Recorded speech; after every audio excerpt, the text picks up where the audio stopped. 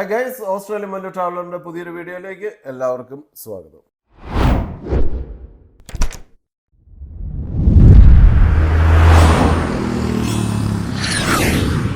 Guys, അപ്പോൾ ഇന്ന് എൻ്റെ കൂട്ടത്തിൽ മരിയാണ് ഉള്ളത്. മരിയ, നിങ്ങൾക്കറിയാം, നമ്മുടെ എസ്റ്റേ മൈഗ്രേഷൻ കൺസൾട്ടൻസിയിൽ നിന്ന് ഞാൻ പല ഇൻ്റർവ്യൂസ് ഞങ്ങൾ ചെയ്തിട്ടുണ്ട്, എൻ്റെ ചാനലിൽ കിടപ്പുണ്ട്. അപ്പോൾ ഇന്ന് നമുക്ക് പുതിയതായിട്ട് ചില അറിവുകൾ മരിയോട് ചോദിച്ച് മനസ്സിലാക്കാനുണ്ട്. അപ്പോൾ അതിനു വേണ്ടിയിട്ടാണ് ഇന്ന് നമ്മൾ ഈ ഒരു വീഡിയോ ഇടുന്നത്.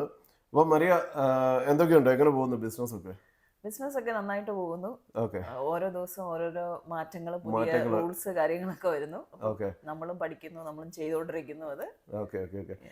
എന്താണ് ഇപ്പൊ പുതിയ ഇംഗ്ലീഷ് ടെസ്റ്റിൽ എന്തോ ഒരു പുതിയ മാറ്റം വന്നിട്ടുണ്ട് അല്ലേ? അതെ. അപ്പോൾ അതൊന്ന് എക്സ്പ്ലെയിൻ ചെയ്യാമോ? ഇംഗ്ലീഷ് ടെസ്റ്റിൽ ഇന്ന് തൊട്ടാണ് മാറ്റങ്ങൾ വരുന്നത്. അതായത് 7 ഓഗസ്റ്റ് 2025 തൊട്ട് ഇന്ന് തൊട്ട് എഴുതുന്ന ഇംഗ്ലീഷ് ടെസ്റ്റുകളിലെ സ്കോറുകളിൽ കുറച്ച് വ്യത്യാസം വന്നിട്ടുണ്ട്. പിന്നെ 3 ഇംഗ്ലീഷ് ടെസ്റ്റുകൾ പുതിയതായിട്ട് ആഡ് ചെയ്തിട്ടുണ്ട്. 3 ടെസ്റ്റുകൾ ആദ്യമായിട്ട് ആഡ് ചെയ്തിരിക്കുന്നത് ഒന്ന് CLPIP, അതായത് Canadian English language proficiency index program, MET, Michigan English test, language cert academic. ഇങ്ങനെ 3 പുതിയ ടെസ്റ്റുകളാണ് കൊണ്ടുവന്നിരിക്കുന്നത്. അപ്പം ഓസ്ട്രേലിയയിലേക്ക് ഡിഫറെന്റ് വിസ കാറ്റഗറിയിലേക്ക് അപ്ലൈ ചെയ്യുന്നവർക്ക് ഇനി 3 അഡീഷണൽ ടെസ്റ്റും കൂടെ അവൈലബിൾ ആണ്. അതായത് നമുക്കിപ്പം ഉള്ളത് ഇന്നലെ വരെ ഉണ്ടായിരുന്നത് IELTS, PT, academic, Cambridge advance English, OET, TOEFL, ഇത്രയും ടെസ്റ്റുകളാണ് ഉണ്ടായിരുന്നത്. അതിന്റെ കൂട്ടത്തിലാണ് ഈ 3 ടെസ്റ്റുകളും കൂടെ വന്നിരിക്കുന്നത്. അപ്പം 8 ടെസ്റ്റുകളാണ് ഇപ്പം അവൈലബിൾ ആയിട്ടുള്ളത്. അതിൽ ഏത് പാസ്സായിരുന്നാലും ഓസ്ട്രേലിയയുടെ വിസയ്ക്ക് അപ്ലൈ ചെയ്യാൻ പറ്റും. അപ്പൊ മരിയ, ഒരു കാര്യം ചോദിക്കാനുള്ളത്, ഈ ഇംഗ്ലീഷ് ടെസ്റ്റ് റിസൾട്ടുകളിൽ എന്തൊക്കെ മാറ്റങ്ങളാണ് വരുത്തിയേക്കുന്നതെന്ന് പറയാമോ? ഇംഗ്ലീഷ് ടെസ്റ്റുകളിൽ നമ്മളിപ്പം സാധാരണഗതിയിൽ നമ്മുടെ ഇപ്പം 189 ജനറൽ സ്കിൽ മൈഗ്രേഷൻ അല്ലെങ്കിൽ എംപ്ലോയർ സ്പോൺസർഷിപ്പ് അങ്ങനെയുള്ള വിസകൾക്കൊക്കെ അപ്ലൈ ചെയ്യുമ്പോൾ നമുക്ക് ഏറ്റവും ബേസിക് ആയിട്ട് വേണ്ടത് കോമ്പിറ്റന്റ് ഇംഗ്ലീഷ് ആണ്. അല്ലെങ്കിൽ 482 വിസയ്ക്ക് അപ്ലൈ ചെയ്യുമ്പോൾ വൊക്കേഷണൽ ഇംഗ്ലീഷ്, അങ്ങനെ പല രീതിയിൽ കാറ്റഗറൈസ് ചെയ്തിട്ടുണ്ട്. അതുപോലെ നമ്മൾ പോയിന്റ് സിസ്റ്റം പറയുമ്പോഴത്തേക്കും IELTSന് ഇൻഡിവിജ്വൽ 7 ഉണ്ടെങ്കിലാണ് 10 പോയിന്റ്സ് ക്ലെയിം ചെയ്യാൻ പറ്റുന്നത്. ഇൻഡിവിജ്വൽ 8 ഉണ്ടെങ്കിലാണ് 20 പോയിന്റ്സ്, അതാണ് സുപ്പീരിയർ ഇംഗ്ലീഷ് എന്ന് പറയുന്നത്, അങ്ങനെ പറയാൻ പറ്റുന്നത്.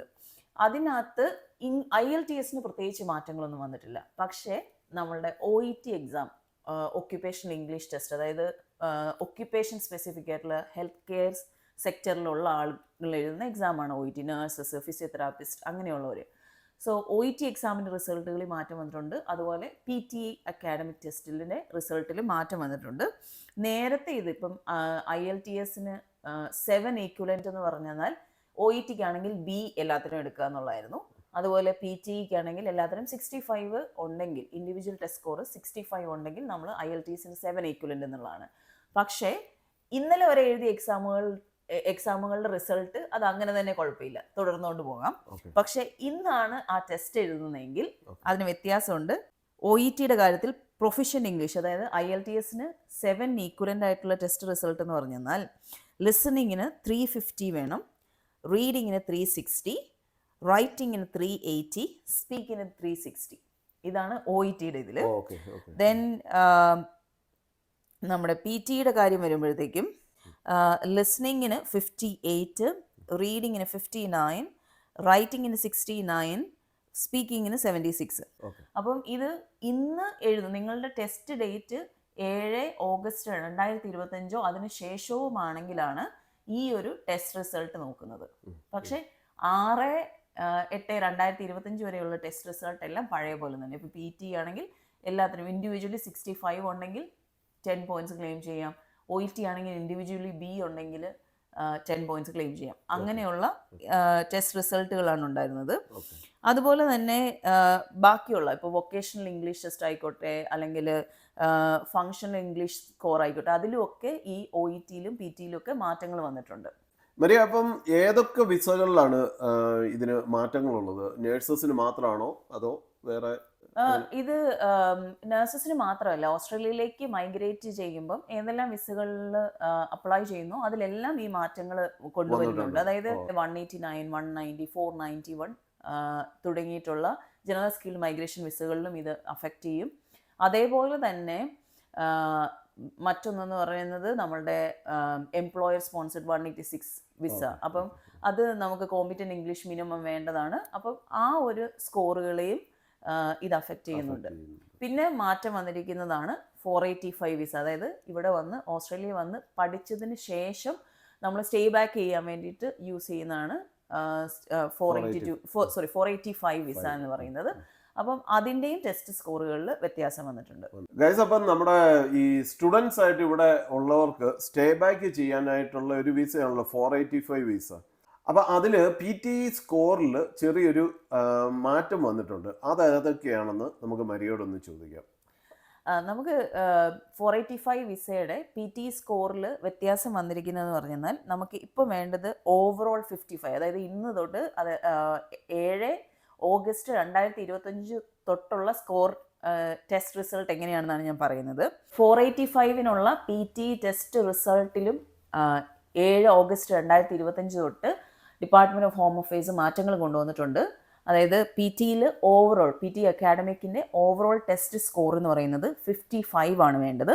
ലിസ്ണിങ്ങിന് 40, റീഡിങ്ങിന് 42, റൈറ്റിങ്ങിന് 41 ആൻഡ് സ്പീക്കിംഗ് 39. ഇങ്ങനെയാണ് ടെസ്റ്റ് റിസൾട്ട് വേണ്ടത്. അതുകൂടാതെ തന്നെ OET-യിൽ മാറ്റങ്ങൾ വന്നിട്ടുണ്ട്. ഓവറോൾ ഇത് ഇതുവരെ ഉണ്ടായിരുന്നതല്ല, പക്ഷേ OET-യിൽ വന്നിരിക്കുന്ന ഓവറോൾ 1310 സ്കോറാണ് വേണ്ടത്. അതുപോലെ ലിസ്ണിങ്ങിന് 260, റീഡിങ്ങിന് 280, റൈറ്റിങ്ങിന് 260 ആൻഡ് സ്പീക്കിങ്ങിന് 310. ഈ സ്കോറ് ഉണ്ടെങ്കിലാണ് ഇന്ന് മുതൽ ടെസ്റ്റ് റിസൾട്ട് വരുന്നവർക്ക്, അതായത് ഓഗസ്റ്റ് 7 മുതൽ അതിന് ശേഷവും ഇംഗ്ലീഷ് ടെസ്റ്റ് PT അല്ലെങ്കിൽ OET എഴുതുന്നവരുടെ ആവശ്യമായിട്ടുള്ള ടെസ്റ്റ് സ്കോർ സബ് ക്ലാസ് 485 വിസയ്ക്ക് അപ്ലൈ ചെയ്യാൻ. Okay, thank you Maria. ഈ നമുക്കറിയാം നമ്മുടെ നേഴ്സസ് ആണ് ഏറ്റവും കൂടുതൽ ഓസ്ട്രേലിയയിലേക്ക് മൈഗ്രേഷൻ നടത്തുന്നത്. അപ്പം അതിലെ ഒരു ബോഡിയാണല്ലോ ഈ അപ്ര വഴിയാണ് നേഴ്സസ് എല്ലാവരും തന്നെ ഇങ്ങോട്ട് വന്നിരിക്കുന്നത്. അപ്പം നമ്മുടെ ഈ അപ്രയിൽ രജിസ്റ്റർ ചെയ്യുമ്പോൾ എന്തെങ്കിലും മാറ്റങ്ങളുണ്ടോ എന്നൊന്ന് പറയാമോ? ആപ്ര രജിസ്ട്രേഷനിൽ ഈ മാറ്റങ്ങളൊന്നും വന്നിട്ടില്ല. കാരണം ഇത് ഡിപ്പാർട്ട്മെന്റ് ഓഫ് ഹോം അഫയേഴ്സിന്റെ കൊണ്ടുവന്ന മാറ്റങ്ങളാണ്. പക്ഷെ ആപ്ര എന്ന് പറയുന്നത് നമുക്കറിയാവുന്ന പോലെ ജനറൽ ആയിട്ട് പറഞ്ഞാൽ 14 ഒക്യുപ്പേഷൻസിന് വേണ്ടിയിട്ടുള്ള ഒരു രജിസ്ട്രേഷൻ അതോറിറ്റിയാണ്. Nurses, occupational therapist, physiotherapist, doctors, അങ്ങനെ പല ഒക്യുപ്പേഷൻസിന് വേണ്ടിയിട്ടുള്ള ഹെൽത്ത് സെക്ടറിലുള്ള ഒക്യുപ്പേഷൻസിന് വേണ്ടിയിട്ടുള്ള രജിസ്ട്രേഷൻ അതോറിറ്റിയാണ്. ഇതിൻ്റെ ഏപ്രിൽ 1 ഒരു മാറ്റം കൊണ്ടുവന്നിരുന്നു. അത് നമ്മൾ നേരത്തെ വീഡിയോയിലും ഡിസ്കസ് ചെയ്തിരുന്നതാണ്. അതായത് നമ്മളുടെ ഇപ്പം IELTS പോലുള്ള ഇംഗ്ലീഷ് ടെസ്റ്റുകളിൽ IELTS ഇൻഡിവിജ്വൽ 7 വേണം, എക്സെപ്റ്റ് റൈറ്റിങ്ങിൽ നമുക്ക് 6.5 ഉണ്ടെങ്കിലും അപ്ലൈ ചെയ്യാൻ പറ്റും, രജിസ്ട്രേഷന് എലിജിബിൾ ആകും. ആ ഒരു മാറ്റം നമുക്ക് ഏപ്രിൽ വന്നതാണ് ഈ വർഷം. അല്ലാതെ പുതിയ മാറ്റങ്ങളൊന്നും ആപ്ര കൊണ്ടുവന്നിട്ടില്ല. എന്നാൽ ഭാവിയിൽ വരാൻ മേലായികയില്ല. കാരണം department of home affairs accept ചെയ്യുന്ന ടെസ്റ്റ് റിസൾട്ടുകൾ ഗ്രാജുവലി ഈ രജിസ്ട്രേഷൻ അതോറിറ്റികളും അതുപോലെ തന്നെ സ്കിൽ അസസ്മെന്റ് അതോറിറ്റികളൊക്കെ ലേറ്റസ്റ്റ് സ്റ്റേജിൽ ഇംപ്ലിമെന്റ് ചെയ്യാറുണ്ട്. ഓക്കെ, അപ്പോൾ ഗൈസ് ഇതൊക്കെയാണ് ഇന്നത്തെ നമ്മുടെ കൊച്ചു വീഡിയോ. അപ്പോൾ താങ്ക് യു മരിയ, ഇത്രയും നല്ല ഇൻഫർമേഷൻസ് നമ്മൾ എല്ലാം നിങ്ങൾക്ക് വേണ്ടിയിട്ട് ഷെയർ ചെയ്തതിന് thank you very much. Thank you. അപ്പോൾ ഓസ്ട്രേലിയയിലേക്ക് മൈഗ്രേറ്റ് ചെയ്യാൻ ആഗ്രഹിക്കുന്നവർക്ക് തീർച്ചയായിട്ടും ഇത് വളരെ ഉപകാരപ്രദമായ വീഡിയോ ആയിരിക്കും. സോജൻ ചേട്ടൻ ഞങ്ങളുടെ കൂടെ ഇനിയും പുതിയ വീഡിയോകളൊക്കെ ഇടും. അപ്പം സോജൻ ചേട്ടൻ്റെ ചാനൽ സബ്സ്ക്രൈബ് ചെയ്യുക, ലൈക്ക് ചെയ്യുക, ഈ ഇൻഫർമേഷൻ ഫോളോ ചെയ്യുക. ഈ ഇൻഫർമേഷൻ നിങ്ങൾക്ക് പരിചയമുള്ള ആൾക്കാരിലേക്ക് ഷെയർ ചെയ്ത് കൊടുക്കുക. Thank you very much. Thank you.